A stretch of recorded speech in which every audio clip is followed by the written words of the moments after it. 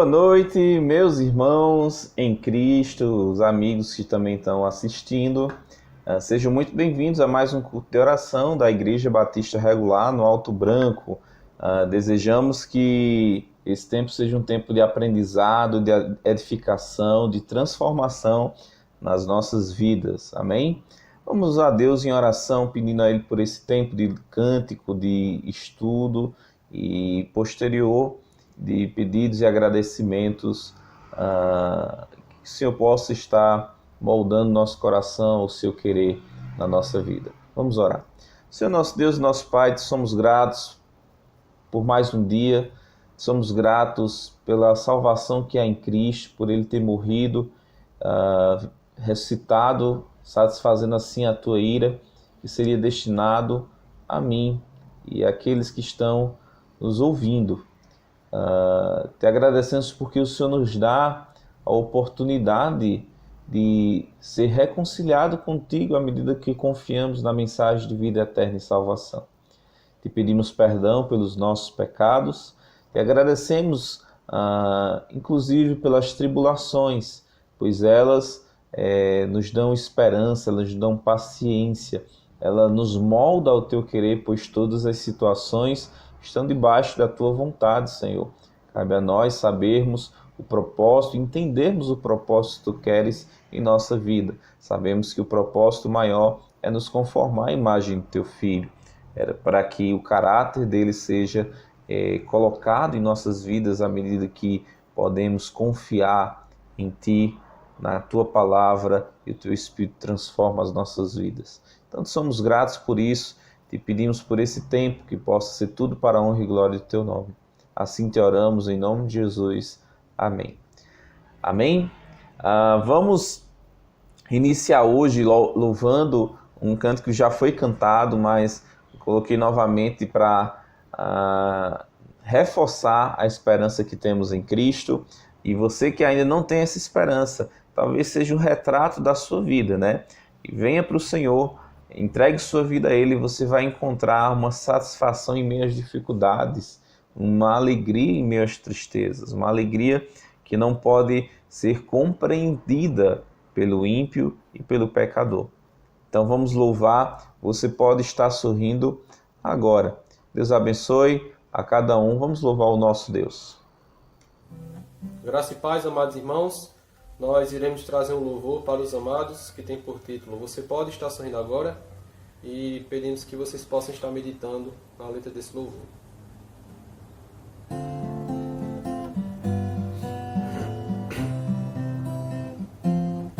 Você pode estar sorrindo agora, mas quem sabe amanhã vai chorar. Mas eu sei que você sabe a dor de viver todo o tempo sem ter com quem contar. Você pode estar sorrindo agora, mas quem sabe amanhã vai chorar. Mas eu sei que você sabe a dor de viver todo o tempo sem ter com quem contar. Quem sabe até vai querer disfarçar todo este nada que existe em você. Não fujas mais, tente enfrentar. Olhe pra Deus, Deus tem tanto amor pra dar, tanta paz. Deus sempre estende a mão, quer ser amigo, Deus quer ajudar. Destranque a porta do seu coração e entregue a Deus a direção do seu viver. Deus tem tanto amor pra dar, tanta paz. Deus sempre estende a mão, quer ser ser amigo, Deus quer ajudar. Destranque a porta do seu coração e entregue a Deus a direção do seu viver. E entregue a Deus a direção do seu viver. Seu viver.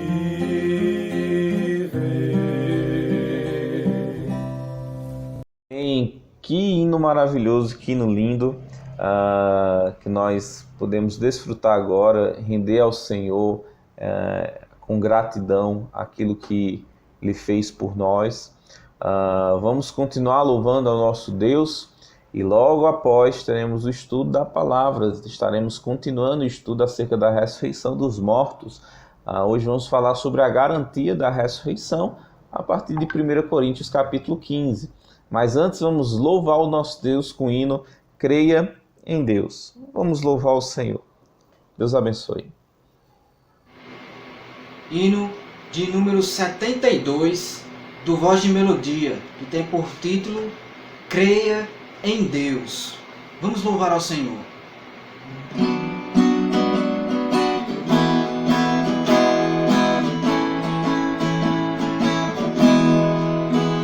Deus criou nos céus os astros, cada ser na terra e mar.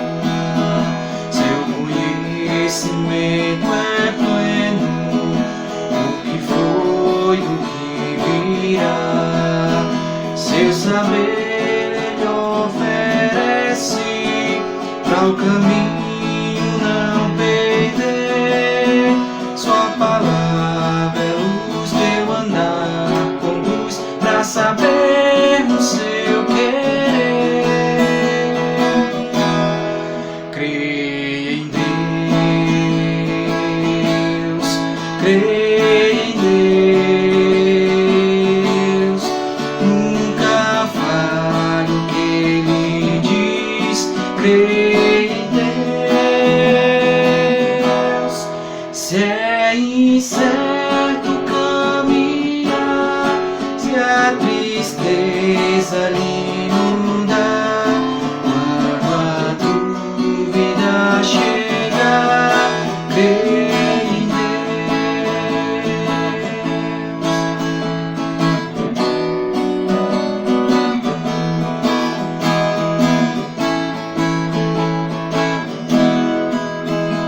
Deus não é alguém distante, seu amigo Ele quer ser.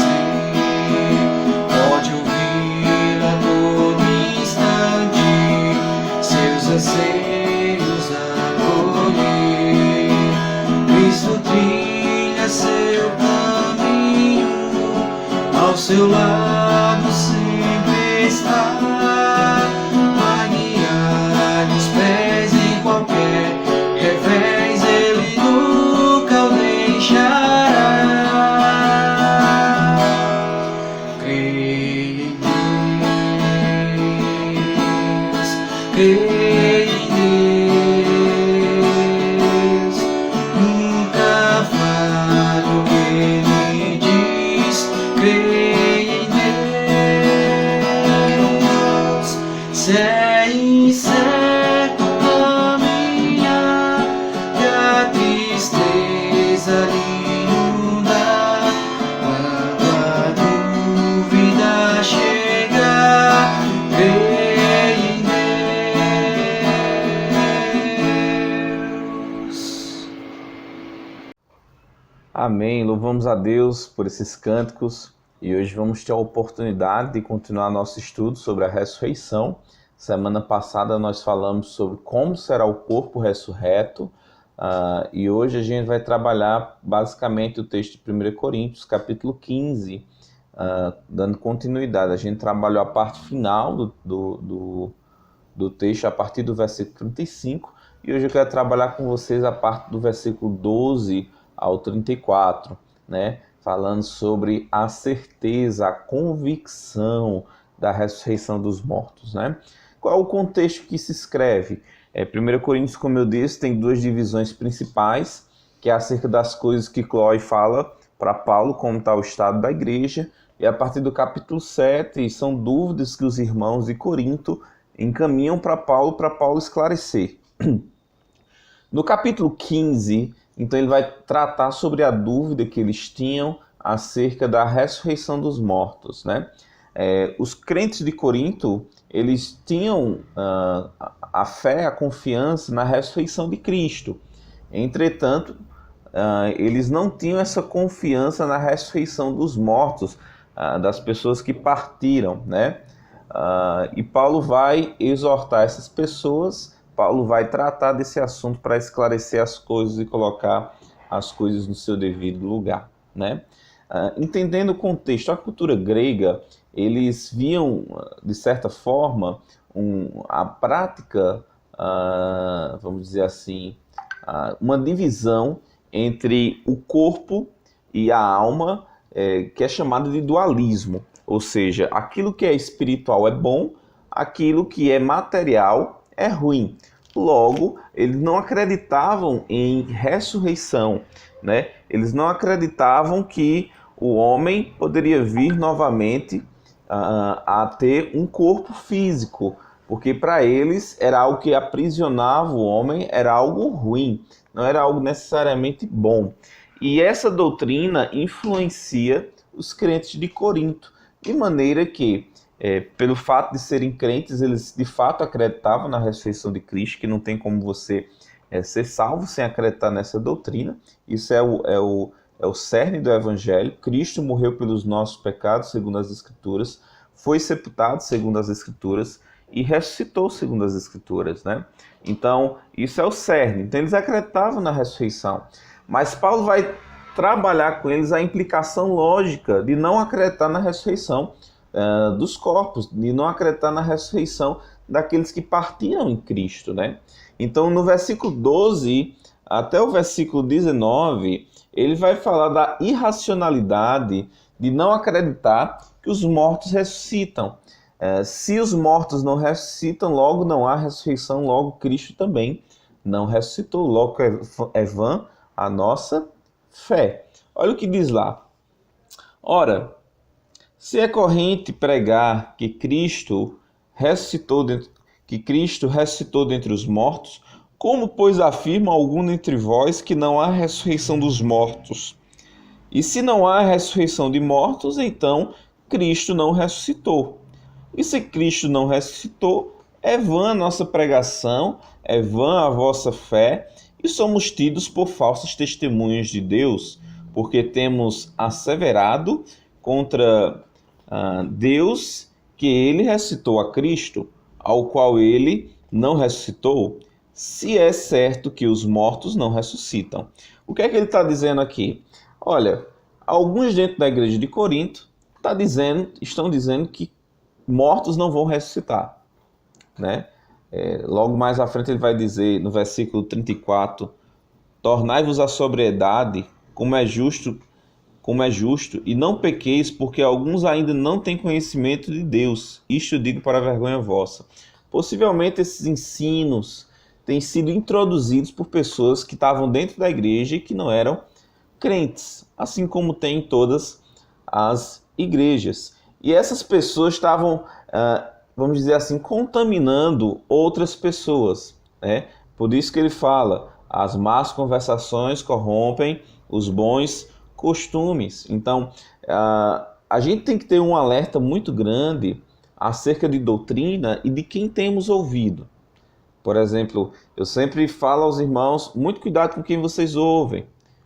Essa doutrina aí, esse pastor, ele diverge da gente nesse tipo de assunto, ele diverge da gente em determinada doutrina. Então temos que ter muito cuidado. Por quê? Porque aos poucos ela vai entrando, vai modificando nossa forma de pensar e a gente acaba se contaminando, né? Porque nem todos têm a maturidade de saber, muitas vezes, absorver o que é bom e rejeitar aquilo que é mal, né? Então temos que ter muito cuidado com quem temos ouvido.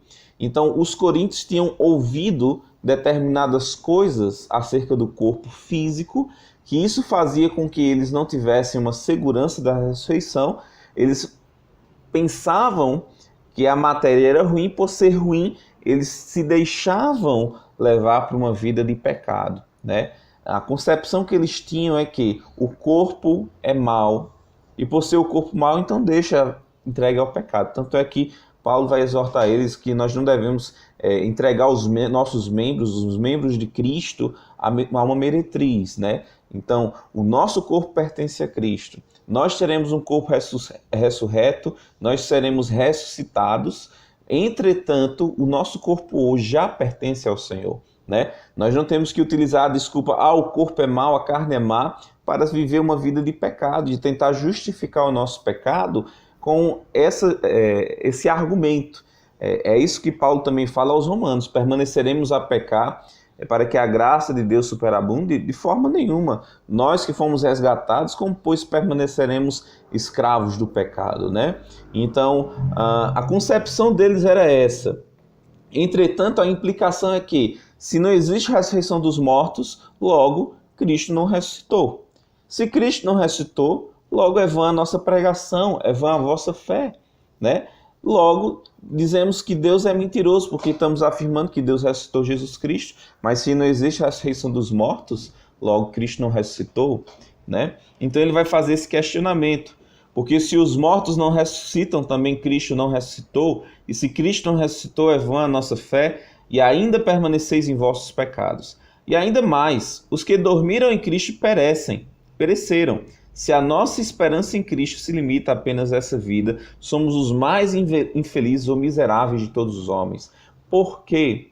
Porque temos desgastado a nossa vida em prol de uma vida futura. E se de fato não existe essa vida futura, essa ressurreição dos mortos, é em vão se desgastar, correr perigos de morte, missionários irem para o campo missionário. Por quê? Porque se só existe uma vida, se não existe a ressurreição dos corpos, se não existe, vamos dizer assim, a ressurreição, logo a gente é miserável.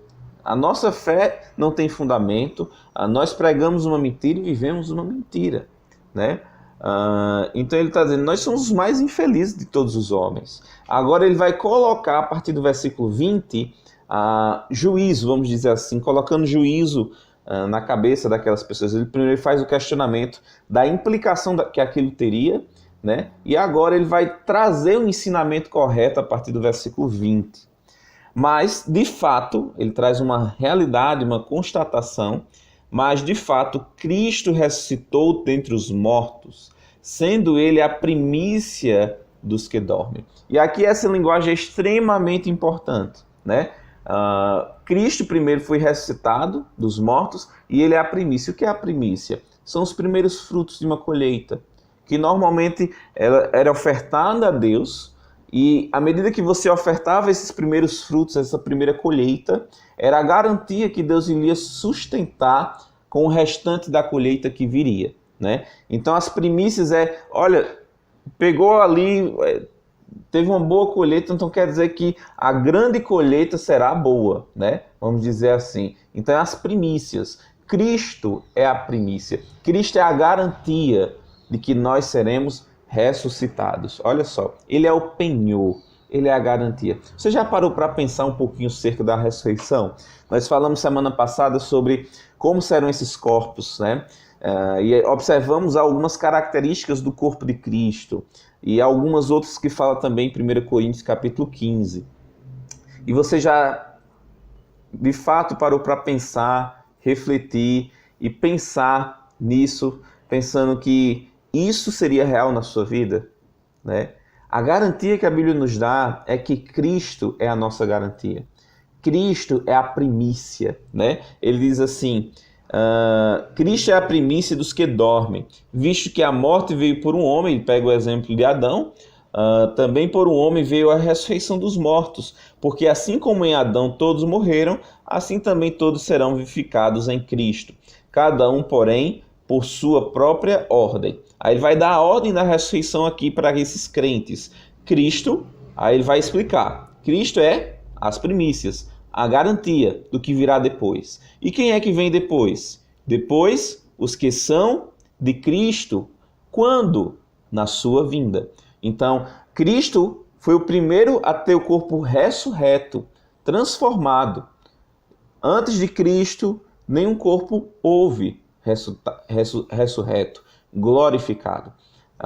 Essa é a diferença da ressurreição, por exemplo, de Cristo para as ressurreições que Cristo fazia. Por exemplo, Lázaro. Lázaro ressuscitou, né? Levanta, Lázaro, e sai daí. Ele ressuscitou. Entretanto, não é a ressurreição do corpo glorificado, né? Ele apenas voltou ali à vida e depois morreu novamente. Então, Cristo é o primeiro. Cristo é a primícia. Cristo é a garantia. Depois, aqueles que são de Cristo. Quando? Quando Cristo voltar para levar a sua igreja. Aqueles que morreram em Cristo. É importante enfatizar isso. A importância de morrer em Cristo, né? Se hoje fosse dado para você um pedaço de papel e fosse pedido para você anotar, esse exemplo eu vi com o irmão Suenildo, e é um exemplo bem interessante, né? Fosse pedido para anotar aqui a data que você vai partir, né? Eu boto o exemplo do irmão Marcos aqui, né? Irmão Marcos, morrerei dia 23, né? De abril de 2020. Será que é essa a data? Né? A gente não sabe, mas será que nessa data, cada um que está me ouvindo hoje, por exemplo, ou se for hoje o seu dia, que nós não sabemos, você tem a garantia de estar em Cristo. Então, Cristo é a primícia, é a garantia. Depois, os que são de Cristo. Será que você é de Cristo? Será que você pertence ao Senhor? Será que você está incluído nessa garantia, nesse penhor aqui ou não? Caso não, você partindo daqui, sua alma vai perecer já no inferno, porque depois da morte segue-se o juízo, Hebreus nos fala. Cristo nos dá o exemplo claro disso em Lucas, de um sofrimento consciente após a morte, com o exemplo de Lázaro e o rico, né? E a sua ressurreição, a gente vai ver mais à frente, vai se dar após o milênio. A ressurreição não de um corpo glorioso, mas um corpo ressurreto para a punição eterna no lago de fogo, né? Então, a Bíblia chama de segunda morte. Será que você vai desfrutar, entre aspas, da segunda morte ou da primeira ressurreição, né? Então, cabe a você analisar hoje a sua vida, né? Será que você pertence ao Senhor? Será que você tem essa garantia? Cada um, porém, pela sua própria ordem, Cristo, versículo 23, as primícias, depois os que são de Cristo na sua vinda. E então virá o fim, quando ele entregar o reino ao Deus e Pai, quando houver destruído todo o principado, bem como toda potestade e poder, porque convém que ele reine até que haja posto todos os inimigos debaixo dos seus pés. Isso a gente vai ver mais à frente quando a gente estudar o milênio. O último inimigo a ser destruído é a morte, porque todas as coisas sujeitou debaixo dos seus pés. Ele continua, e quando diz todas as coisas estão sujeitas, certamente exclui tudo, exclui aquele que tudo lhe subordinou. Quando, porém, todas as coisas estiverem sujeitas, então o próprio Filho também se sujeitará àquele que todas as coisas lhe sujeitou, para que Deus seja tudo em todos. E aqui a gente tem a descrição do que vai ocorrer, de fato, após o milênio. O Senhor vai entregar a Deus Pai tudo, quando Ele tiver vencido tudo, quando Ele tiver reinado. De outra maneira, que farão os que se batizam? E agora ele volta para a questão do batismo do versículo 29. E esse versículo 29 é extremamente importante, porque muitas pessoas pegam esse texto isolado e eles acabam distorcendo e criando doutrinas estranhas, né? De outra maneira, ele está falando da importância da doutrina da ressurreição. Aí ele está dizendo assim, chega no versículo 29... Olha, de outra maneira, vamos dizer assim, se não existe ressurreição, que farão os que se batizam por causa dos mortos? Se absolutamente os mortos não ressuscitam, por que se batizam por causa deles? Olha só. E aí, você pode ter determinadas religiões que criam doutrina de pessoas que já morreram e pessoas hoje se batizam em nome daquelas pessoas que morreram por causa desse texto. Mas o que é que esse texto está querendo dizer? Né? É um texto muito discutido. Esse texto, baseado em outros entendimentos que nós sabemos, por exemplo, a fé, a salvação vem pela fé, não vem de obras, não é pelo ato do batismo que eu posso ser salvo. Então, de nada serve o batismo, no sentido de batizar alguém que já morreu, para que essa pessoa seja salva, né? Depois da morte, segue-se o juízo. Mas o que é que ele está falando aqui? Pessoas de outra hora tiveram uma influência através do seu testemunho para pessoas naquele momento que estavam se batizando porque entregaram sua vida a Cristo devido à influência de pessoas que naquele momento já tinham partido. Aí ele está dizendo, se não existe ressurreição, aquelas pessoas que morreram não tem mais esperança para elas. Qual é a necessidade, qual é o proveito de pessoas novas se batizarem baseado num testemunho que não tem esperança? Olha só. Então não tem proveito nenhum.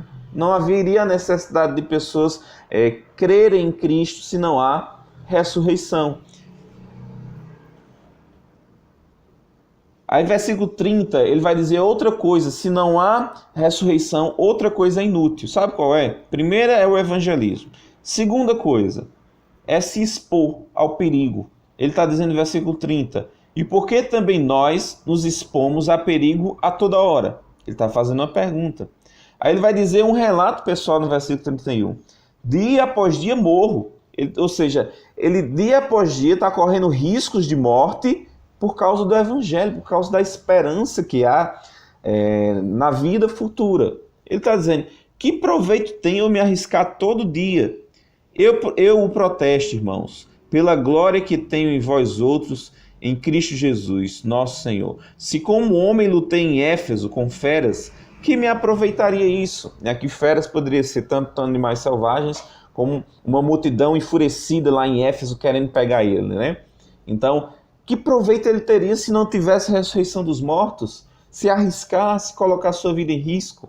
Então ele está dando mais uma garantia que há a ressurreição dos mortos. E é interessante que a gente faz o contraponto. Se não ocorrer ressurreição dos mortos, implica em eu não viver o evangelho, o testemunho para aqueles que são perdidos. Implica em eu não servir, porque eu vou me desgastar, porque eu vou me arriscar diante de uma sociedade má, diante de um mundo que jaz do maligno. Agora, se há ressurreição, isso é algo motivador para eu testemunhar, para eu evangelizar e para eu servir. Irmão, como está a sua compreensão hoje acerca da ressurreição? Isso é motivador bastante para lhe dar segurança diante da morte, diante dos riscos, diante do desgaste da sua saúde física? É ou não é? Talvez a doutrina da ressurreição ela tenha que ser mais mastigada pelo amado.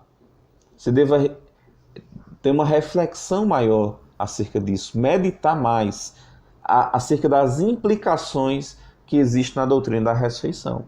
É por isso que no último versículo 58, quando ele encerra a doutrina da ressurreição, ele diz, portanto, fechamento, conclusão, meus amados irmãos, sede firmes, inabaláveis e sempre abundantes na obra do Senhor, sabendo que no Senhor o vosso trabalho não é vão. Não é vão. Existe uma vida futura em que vamos colher os frutos, os galardões, né? Então, não é vão quando é feito no Senhor, meus irmãos. Isso é uma garantia que a ressurreição dos mortos nos dá. E ele dá um cuidado, uma exortação àqueles irmãos. Versículo 30 e 3. Não vos enganeis, as más conversações corrompem os bons costumes. Más conversações não se implica apenas em coisas, entre aspas, pecaminosas, porque falso ensino é pecaminoso. Mas eu estou falando quando a gente pensa em más conversações, a gente pensa assim, conversas, vamos dizer assim, ímpias, com palavrões, com jargões carnais, conversas realmente diabólicas, né? Então a gente pensa que é só isso. Mas, entretanto, deixar permitir que um falso ensino entre na sua mente, né? A Bíblia diz, tudo que for verdadeiro, tudo que for honesto, tudo que for de boa fama, se há algum valor, nisso pensai. O que deve ocupar a nossa mente? Aquilo que é verdade. Logo, um falso ensino acerca de determinada doutrina não deve ser isso que deve ocupar a nossa mente. Por quê? Porque as más conversações corrompem os bons costumes. Eles permitiram que esse ensino acerca do dualismo entrasse ao ponto de criar dúvidas, e essas dúvidas faziam com que eles tivessem práticas pecaminosas, né? E Corinto era um berço, Corinto era vamos dizer assim, era um banquete de práticas pecaminosas. Só para você ter ideia, lá tinha um templo da deusa Afrodite, a deusa do amor, em que havia 1000 prostitutas cultuais, né? Pessoas, mulheres, que se colocavam à disposição de práticas sexuais como uma forma de culto à deusa do amor, à deusa do Afrodite, né? Então, só para você ter ideia. Então, como eles não acreditavam vamos dizer assim, na pureza do corpo, na santificação, porque não acreditavam, não tinham um pensamento correto acerca da doutrina da ressurreição, eles se deixavam muitas vezes ir. Talvez seja por isso que os crentes em Corinto, eles não se chegaram nem a se entristecer quando um rapaz possuiu a mulher de seu pai, a sua madrasta, né? E Paulo corrige esses irmãos no sentido de dizer: como é que isso está ocorrendo aí entre vocês? Nem ao menos vocês se entristeceram? O que é que está ocorrendo, né? E aí ele vai destrinchar isso mais. Entende? Então, a doutrina da ressurreição, ela tem implicações na nossa vida hoje. Implicações de como a gente tem dedicado nosso tempo, se desgastado nosso corpo em prol daquilo que é eterno ou não. A nossa prática evangelística é afetada por ela, a nossa prática de serviço é afetada pela doutrina da ressurreição. Então, até hoje, como é que tem sido a sua perspectiva acerca da ressurreição? Às vezes a gente não dá muita importância, eu acho que é isso que eu tenho observado. Às vezes a gente fala sobre morte de Cristo, o valor da morte de Cristo, e é óbvio, isso é o cerne, a morte e ressurreição de Cristo. Entretanto, a crença da ressurreição dos corpos daqueles que partiram, a gente não tem muito acertado na nossa mente. Talvez a gente tenha se deixado levar também por algo que os coríntios estavam sendo levados. E esse ensinamento, essa crença distorcida acerca da ressurreição, eles afetava a forma de ver o evangelismo e afetava a forma de ver o serviço ao Senhor. De maneira que, corrigido essas coisas, meus irmãos, agora sejam abundantes, sabendo que um dia estaremos com o Senhor, né? Seu trabalho não é vão no Senhor. Tornai-vos, versículo 34. Tornai-vos, ou seja, foi algo que foi pervertido. Se ele está dizendo para tornar, quer dizer que eles estavam numa situação, eles foram movidos, eles foram desestabilizados por algo que ouviram, E agora, com a correção de Paulo, ele diz: tornai-vos. Mais uma vez aí, o perigo que temos a todo instante de sairmos do caminho que devemos andar, da doutrina correta. A Bíblia fala sobre deficiências na fé. Talvez você esteja deficiente na fé acerca de determinadas doutrinas da palavra de Deus e precisa de uma correção, precisa retornar à realidade. Talvez a sua compreensão do que é igreja, a sua compreensão da importância do serviço, do prazer, do privilégio que é servir ao Senhor, da doutrina da mordomia. Talvez essas coisas possam estar distorcidas. A compreensão está tão grande de salvação que temos em Cristo Jesus, que nos leva a abdicarmos de tudo, e tudo perde o valor diante disso, né? Da passagem rápida que nós temos nesse mundo. Talvez sua compreensão tenha sido modificada à medida que você pensa que tem que enraizar aqui, criar raízes. A sua compreensão de forasteiro, de cidadão celestial, né? A sua compreensão do que é louvar a Deus, do que é viver uma vida piedosa, da importância dos membros de Cristo. O que é os membros? O corpo de Cristo. Nós somos o membro de Cristo. Ser colocado em santidade, em piedade diante dele. Então tudo isso pode ser afetado à medida que você distorce por ouvir algo, né? À medida que nós não queremos, muitas vezes, viver uma vida piedosa do Senhor, diante do Senhor, né? Então, esses crentes aqui eles estavam com um problema sério. E alguns teólogos dizem que o grande problema de Corinto era acerca da doutrina da ressurreição. E isso afetou todos os problemas que se tinha em Corinto, né? A igreja de Corinto era uma igreja dotada de dons, né? Capítulo 1 ele fala isso. Eram cheios de dons de maneira que nenhum dom faltava a eles. Mas era uma igreja extremamente carnal. Então, não é o fato de você ter dons, ter uma bela voz, de habilidades instrumentais, de ter uma ótima fala, fazer ótimas palestras, que faz com que você seja agradável diante de Deus. Mas é você, baseado nos ensinamentos do Senhor, submeter a sua vida àquilo que você sabe do que Deus requer de sua vida, né? E esses crentes aqui estavam com sérios problemas acerca dessa doutrina. Tornai-vos à sobriedade, né? Eles estavam como um bêbado, sem saber acerca disso. Tornai-vos à sobriedade, como é justo, e não pequeis. Olha só, a crença no ensinamento errado também é pecado. Se você tem crido no erro, você tem pecado diante de Deus, pois Ele nos deu a sua verdade.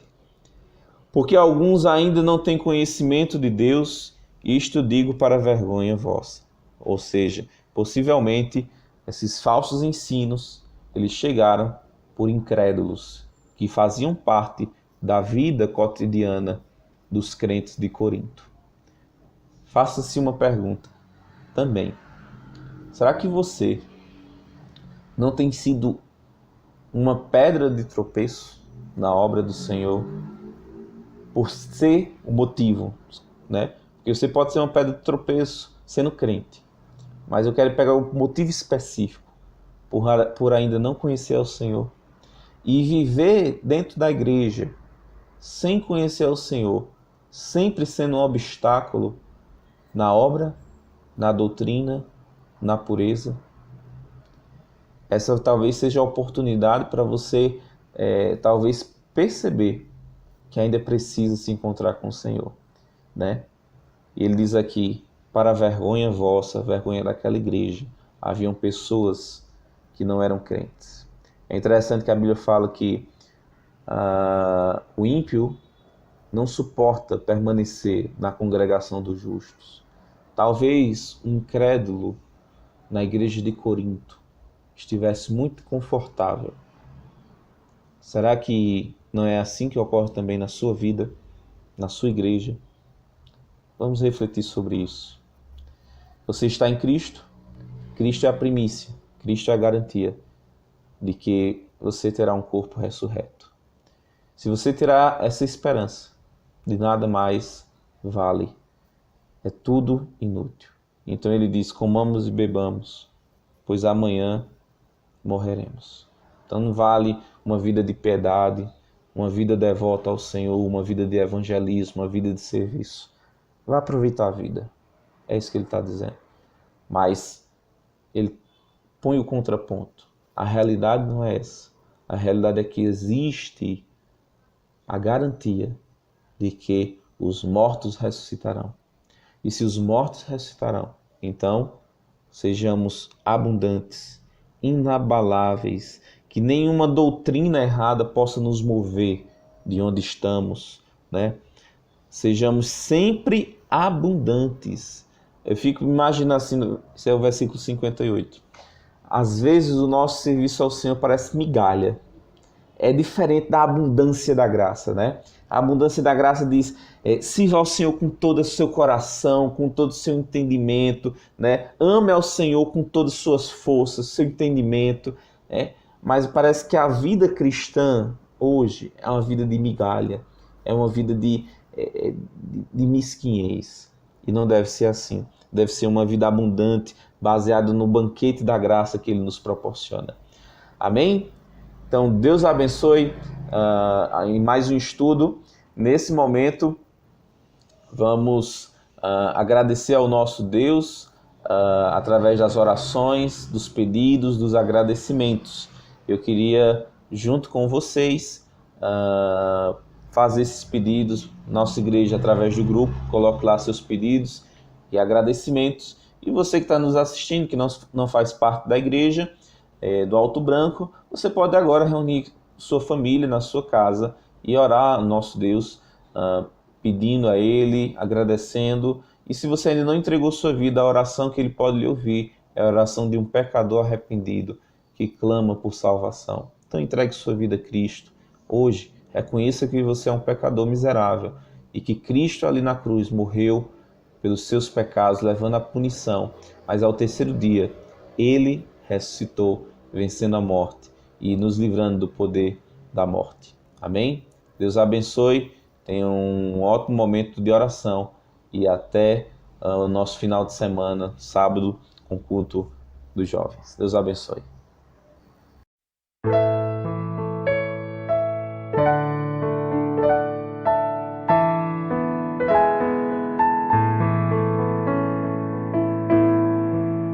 Se paz amas do céu puder desfrutar, se dor amas forte sofrer,